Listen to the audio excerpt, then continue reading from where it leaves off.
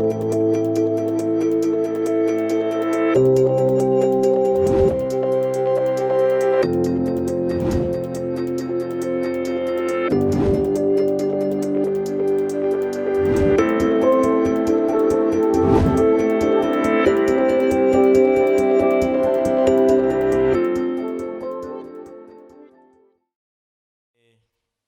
iryo teka yanteye, ariko kandi ashimira n'abarongozi b'ishengero banyiyumviriye ko kugira ngo runo rufatiro ruri imbere yacu nongere kandi ndarushimangire, ruvuga ngo twitegurire ukugaruka kwa Yesu, hanyuma twirinde umwitwarariko w'ivy'ubugingo. Yesu ashimwe. Mutwe w'amajambo tuza kuvugana ko muri uyu mwanya mutoyi n'amajambo avuga ngo ekimenisme n'ishengero. Ni jambo riri mu rurimi rw'ikinyamazuru ariko ndarisigura ekimenisme n'ishengero. Iki kintu ekimenisme abantu bawo hambere baracigishijwe ko, hama bamaze kubona mu nyuma ivyo babwiwe bishitse aho basengera, bamwe barataye baja gusengera mu mazu kuko babona umengo antikristo yabashikiriye. Rero ekimenisme ni iki? Ekimenisme bisigura ngo ubumwe bw'amashengero ru Kristo mu budasa bw'ivyizegwa vyabo.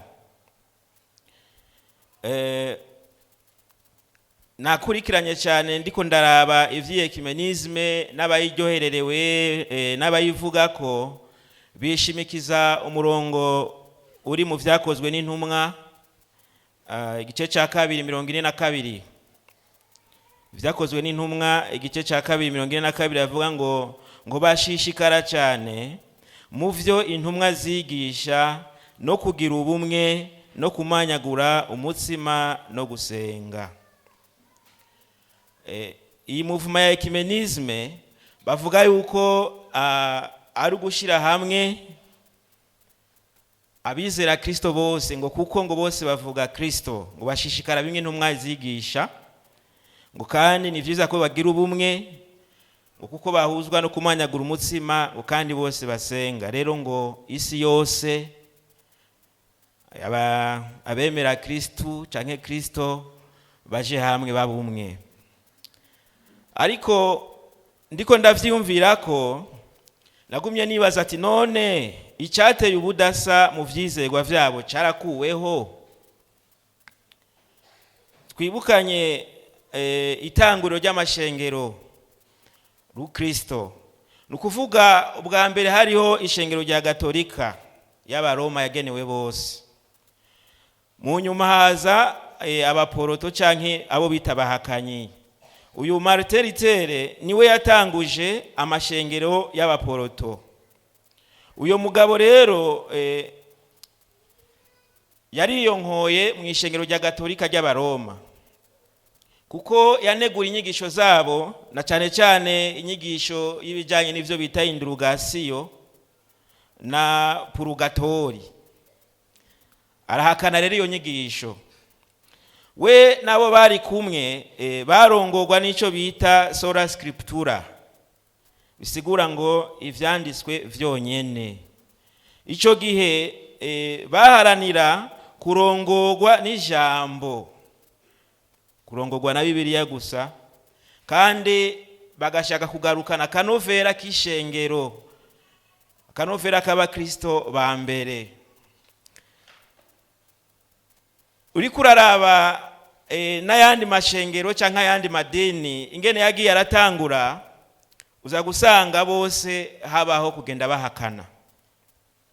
Urabona bamwe barashinga amadini yabo canke amashengero yabo kubera ko baniganira ivyubahiro, ati muri iri shengero ndimwo nibampa ijambo nibambona, agaca agenda agadashinga iryo shengero nyene riri reforme kugira ngo nawe agire ijambo agire icubahiro. Hari abashinze amashengero canke amadini kugwanira amaronko, avuga bati amashikanwa natwe turakwiye kuyajyako, ibigira 10 natwe biradukwiye. Cyavuga ati rero hano ni vyiza yuko tuhava kuko aha anyi nacyo tuzoshikako. Bagaca bagenda bagashinga urushengero rwabo. Hari abatanguje amashengero kubera ingendo canke kwimuka. Ugasanga yari muri Amerika aje mu Burundi, yavuga ati ko nari nsanzwe ndumukirisu ndabigenze gute? Reka ntanguze urushengero. Hari abatenzwe aho bari basengera kubera ubube gito kanaka. Agaca avuga ati nanje barantenze, reka nanje ndabereke. Agaca atanguza urushengero. Ariko hari ijambo nariko ndasoma hanyene mu vyakozwe n'intumwa 20:30. Vyakozwe n'intumwa muri iki gitabo nyene igice ca 20 ku murongo wa 30. Avuga ngo kandi no muri mwebwe, mvuge ati n'abari ngaha uyu munsi, ubwanyu hazokwadukamwe abantu bavuga ibigoramye kugira ngo bakwegere abigisha inyuma yabo. Aba bantu rero mwene abo bantu bigisha ibihuye no kwifuza kw'abantu kugira ngo bikwegere ko abantu inyuma yabo. Nukuvuga abo bantu uzoca usanga bigisha ibihwanye no kwifuza kw'abo bantu bari inyuma yabo. Nico gituma babwira kenshi chakira kugira ngo abantu babagumize muri yo munyenga w'ivyizigiro wo gucakira, ariko n'imyaka 10-20 irahera bataracakira. Nukuvuga bakigisha kuvugishwa ivyawe, akakubwira ati wewe naho waraye hasuku, wewe ivyawe nibi, ugacuta aho waruri ugati vyizegwa, ukavuga ati Imana iri hariya nyene. Ivyo babikora kugira ngo barabe ko bindurundaniriza abantu. Ndiko ndavuga ingene amashengero canke amadini yagwiriye. Abandi badakora ivyo bene amashengero bene kuyatanguza kubera ryatangujwe n'abavyeyi biwe, sekuru wiwe, muyomba wiwe, ari ngaho kugira ngo asuzume ivyigishwa vyose. Ari ngaho kugira ngo inyigisho zose zihari muri ugo rushengero canke muri iryo dini ryabo azisuzume. Nagumye nibaza ni kubera iki bazisuzuma, kugira ngo ntuwavuvuga ibituma bava inyuma maze za nyungu zabo zigatosekara. Iyo rero namwemu ahishuriye umuntu akamubwira ati genda ubwire ishengero ibi nibi, uyo muntu atanguye gusa kuvuga baca bamuhagarika. Ati genda umubwire uyo muntu inyo nyigisho abanza zihagarike canke naho akazivuga akagenda camutuma ko ngo wisigure. Nuko amashengero ameze. Ariko nagumya nibaza ekimenisme abantu baho hambere bahunze mu ishengero, mbega uyu munsi hoho iriho? Ivyo bintu vyigishijwe mbega vyari biki? Mvuge nti ishengero umugeni wa Kristo, kuko ari udasa hagati y'ishengero n'urusengero. Ishengero umugeni wa Kristo yakoye amaraso. Mvuge nti ariko aragirira amagogwa muri izi nyubako zitwa urusengero. Abantu bamwe bagerageza kurondera akanovera ka kera k'abakristo ba mbere, kurondera akanovera k'ivy'Imana bitarimwo uruvange. Mwe nabo bantu muzosanga kenshi batanguza ngo ubuministeri, bagatanguza ivyumba vy'amashengero. Ariko ndiko ndavyihweza ico nabonye, nasanze abatanguza ivyo vyumba nizo ministere batangura umengo bari mu mpwemo, ariko birangira bacise urushengero. Za nyigisho ka kanovera kagaca kagahinduka kwigisha ivy'iryo dini batanguye. Imana itubabarire cyane. Kandi ivyo bavyisangamwo kuko uboho no mu gihugu cyacu hari amategeko avuga yuko ayo ma ministere n'ivyo vyumba bitegerezwa kuba vyegamiye urushengero kanaka ruzwi n'amategeko. Ugo nago rutegerezwa kuguha ivyo utegerezwa gukurikiza. Mpwemu yera bamwigijeyo. Imana itubabarire cyane.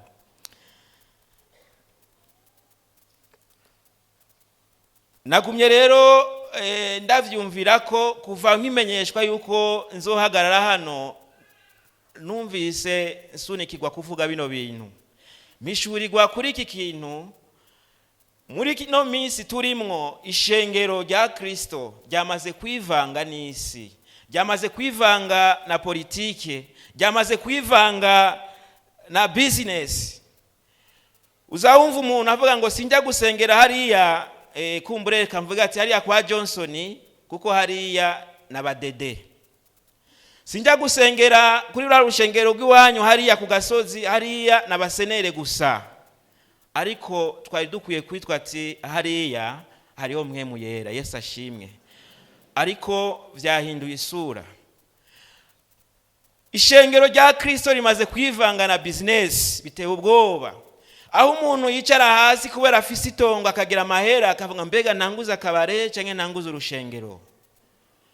Agacavuga ati oya, ubu abantu benshi bahurumbira ubuvugishwa, ubu abantu benshi bahurumbira ivy'Imana, reka dutanguza urushengero tujye ibigera 10 n'amashikanwa, turondera imfashanyo ziva hanze. Ecumenisme rero ivuga ngo ngaruke kuri ja jambo, abo bose twese tuje hamwe. Imana itubabarire cyane. Twese tuje hamwe hanyuma twitegurire umuzo wa Kristo. Biteye ubwoba. Dufise ibituma vyinshi vyatumye ubwo bushengero bwinshi bwuzuye isi yose bubaho, ariko ecumenisme ivuga ngo twese tugira ubumwe, ko tuvuga Kristo twitegurire ukuza kwiwe. Ariko nagoma mvuge nti tube maso, Yesu agira garuke. Tube maso ishengero ry'Imana, tube maso. Nituhanga maso ivya madini turimwo atwigisha, ariko tumenye ico twakiriye tukigumeko. Reka dusoma amajambo ari mu Vyahishuriwe Yohana igice ca 2 18 kugeza kuri 28.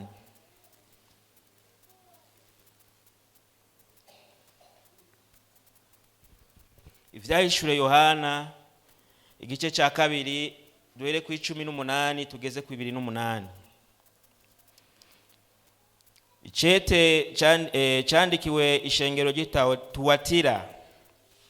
Kandi mwandikire umumarayika w'ishengero ry'Ituwatira, utumwana w'Imana afise inyonga zisa n'imbeya z'umuriro, ibirenge vyiwe bisa n'umuringa umwakaka. Aravuga ibi ngo ndazi ibikorwa vyawe n'urukundo rwawe n'ukwizera kwawe, n'ingene ushitsa ibango ryawe n'ukwihangana kwawe, kandi kw'ibikorwa vyawe vyo hanyuma biruta ivya mbere kuba vyinshi.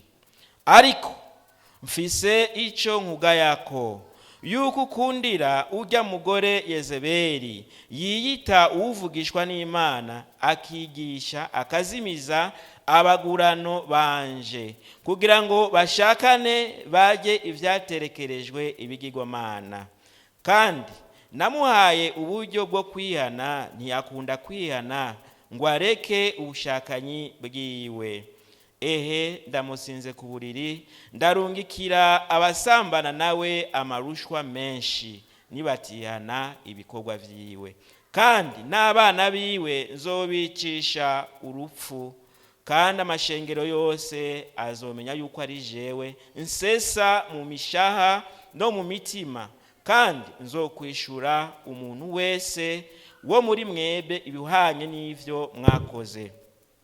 Ariko mweho abasigaye mu bituwatira, abadafise iyo nyigisho mwese, batamenye ivyo babandi bita ivy'ibwina vya Satani, ndababwira nti nta wundi mutwaro mbikoreza atari uyu.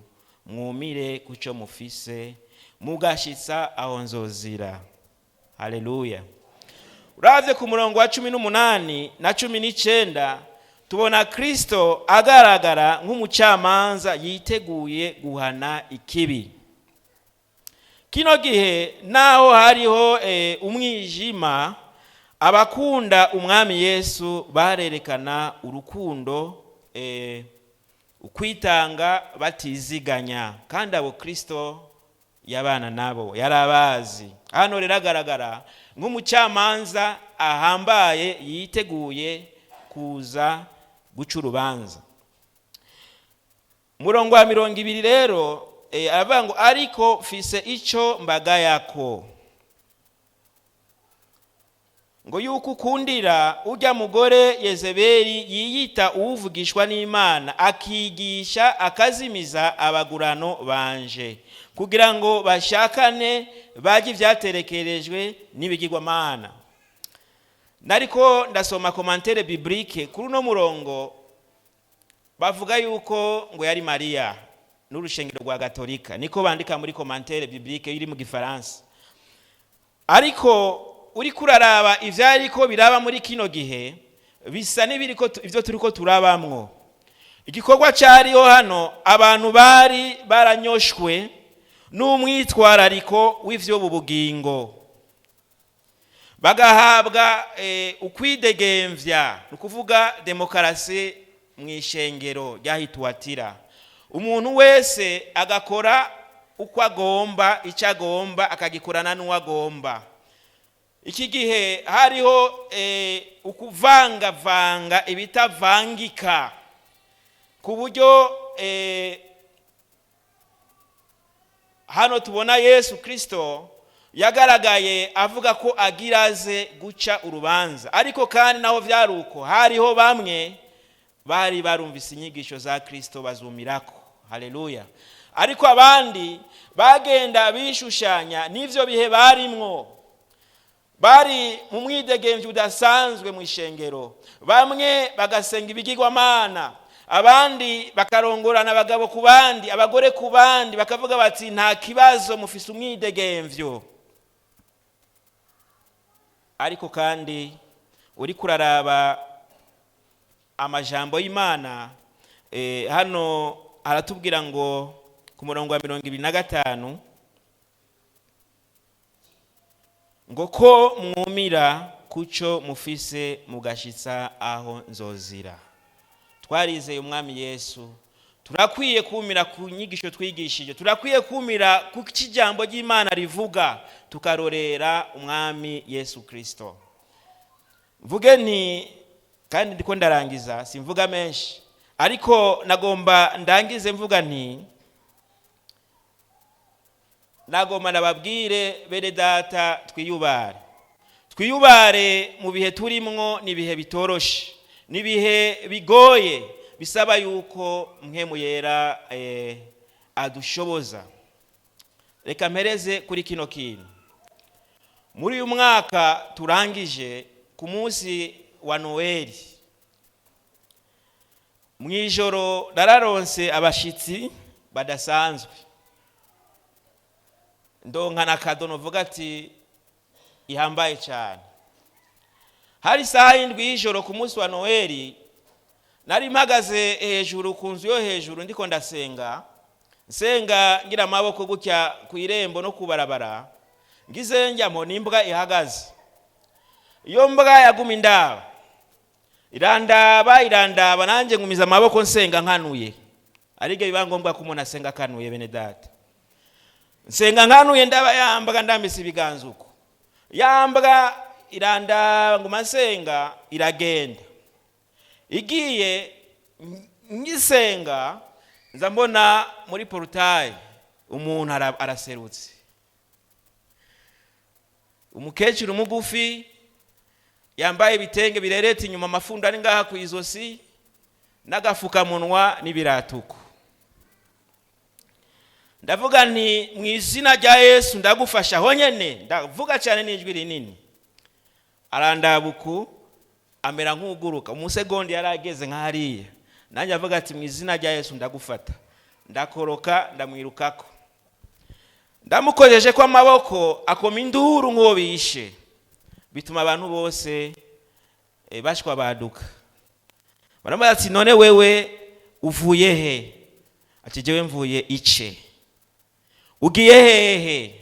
ngiye mujejuru nonaha ahuri ni hehe ngwaha ngwa ntituri bwambarangwe. Turamenya neza ko ari umurozi. Singombye kuvuga ingene uyu murozi yafashwe n'ingene vyagenze n'ingene vyarangiye, ariko nagomba mvuge ku vyakorekeye aho hantu muri ako kanya. Hari saa 7 y'ijoro hace haza umugore yaborewe, bene data yaborewe, umugore afise amameshe agenda aradandahigwa. Ashitse yumva n'umurozi acatangura kuvuga ngo aba nibo barara baraturoga sha, ngo aba nibo barara baraturoga, ngo wewe ngo uramuzi Yesu, wewe uramuzi Yesu ariwe. Nyamurozi urazi icyo yavuze? Yavuze ngo Yesu ngo ndamuzi nyene, ngo n'umukama wacu. Nyamugore yaborewe atangura kumuha amakofi ngo mu izina rya Yesu. Ariko ikibazo mfise ni icyahe? None uyu mugore ko yavuze Yesu tumwemere nka mwene data, saa 7 y'ijoro yaborewe avuze Yesu, ko avuze Yesu tumwemere nka mwene data. Mbega uyu murozi ko yavuze ko azi Yesu ko ari umukama wacu, tumwemere ko ari mwene data. Ikindi kibazo nagumye nibaza, mbega none aba bantu bompi bumviye hehe ivya Yesu? Baravyumviye mu ishengero. Imana itubabarire cyane. Umurozi yaragiye mu ishengero arumva ivya Yesu, yaravyumvise kuri radio. Bishoboke ngo no ngaha mu ishengero hari abarozi bariko bumva ivya Yesu. Mbega uyu mugore ko yarataje saa 7 y'ijoro yaborewe yumviye ivya Yesu mu ishengero? Tugira dusenga Imana, tugira dusenga Imana bene data. Aha mu ishengero huzuyemwe abarozi, aha mu ishengero huzuyemwo imboregwa, aha mu ishengero huzuyemwe abasambanyi. Ariko nagoma ndakubwire ngo ntaco bitwaye. Warumvise ivya Yesu muri televiziyo, muri radio, hano mu ishengero, ariko Kristo ashaka ikibanza mu mutima wawe. Kristo arashaka guhindure. Turi mu bihe vy'uruvange, turi mu bihe bidasobanutse. Umvira ndababwira ikindi kintu nahigiye. Turi muri zuguruzugura tumurozi umurozi, haradusuvuga ngo tumufotore tumushire kuri WhatsApp. Mu mutima wanje ubwo nyene numva akantu gakubise, ndavuga ni mwese muri ngaha umurozi namufashe nayanje amaboko, ndamufatira ku mbugi wanje, ntihagire umuntu amufotora, ntihagire umuntu amufotora, ntihagire umuntu amushira kuri WhatsApp. Bene data, igikorwa cyacu sugushengeza abanyavyaha, igikorwa cyacu sukwamamaza abacumuye, igikorwa cyacu ni kubamenyesha ko Kristo agifise urukundo kuri bo. Ndaguhamagara ngo uze dusenge. Birashoboka ukaburi ngaha mu ishengero ugifise zangeso kandi wumva ivya Yesu buri munsi. Haleluya. Ndavuga ntihagire umuntu numwe amufotora, ntihagire umuntu numwe asokora telefone ngo amufotore. Umurozi ari mu biganza vyanje, nije namufashe. Ntihagire numwe amufotora, ntihagire numwe amupiblia. Turi ngaha kugira ngo tukumenyeshe ko Yesu agukunda. Nituri ngaha twamamaza ivyo wakoze, nituri ngaha tugushengeze, ariko turi ngaha kugira ngo tugufashe Kristo abe mu mutima wawe. Tugira dusenga Imana, tugira dusenga Imana. Ndakubwire ngo ntaco bitwaye vyakugoye, ntaco bitwaye vyagutsinze. Nituri ngaha ngo twamamaza ivyawe, nuri ngaha ngo utinya amaso y'abantu, ariko tinya Kristo. Muri iminsi y'inyigisho nyinshi, muri iminsi y'uruvange, ariko nagomba ndakubwire ngo wumvire kuco wakiriye, maze ni Yesu ibanza umutima wawe. Imana irahezagire. Reka bereze umurongozi abandaniza